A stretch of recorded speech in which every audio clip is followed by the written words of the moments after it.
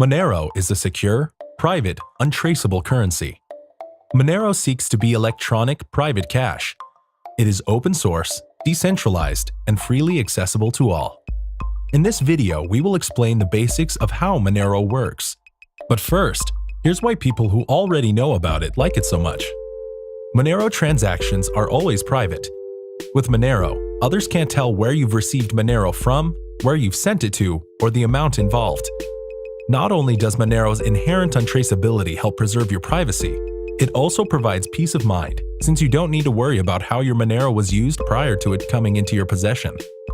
Monero's privacy and fungibility make it true electronic cash.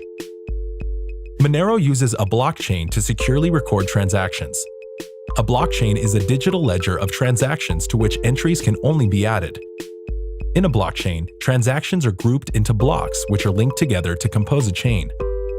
A copy of the blockchain is simultaneously maintained by the majority of Monero network members. The blockchain secures transactions without the need for a central authority. But how does it achieve this? A block is a collection of payments submitted around the same time. Members of the Monero network, called miners, record payments into blocks. For a new block to be accepted by the network, it must follow a set of rules and come with a solution to a challenge determined by the previous block. That's where miners come in, by using their processing power to solve blocks. By design, it takes roughly 2 minutes to solve a block, regardless of how many miners are attempting. When a new block is added, the network rewards the winning miner with a scheduled amount of Monero. Any attempt to change a past block requires recomputing all subsequent blocks, which wastes the energy of anyone attempting it. This is how blockchain technology and the mining process ensure security of the network and control the mission of the currency. Now, let's explore how transactions work. Transactions are comprised of what are called inputs and outputs. The sum of a transaction's inputs will always equal the sum of its outputs. New outputs are created whenever someone sends Monero. Old outputs are consumed in the process by using them as inputs in the new transaction. In other words, a transaction is a transformation of Monero outputs belonging to one wallet into outputs belonging to another. For example, let's say Alice received a 10 Monero output and a 5 Monero output in the past, and she now wants to send 15 Monero to Bob.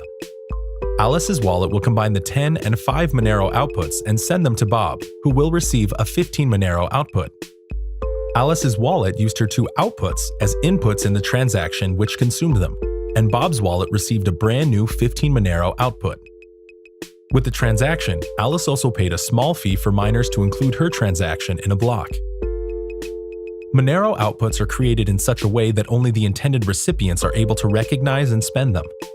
Your Monero wallet keeps track of the outputs on the blockchain that are owned by you, and only your wallet knows which are yours.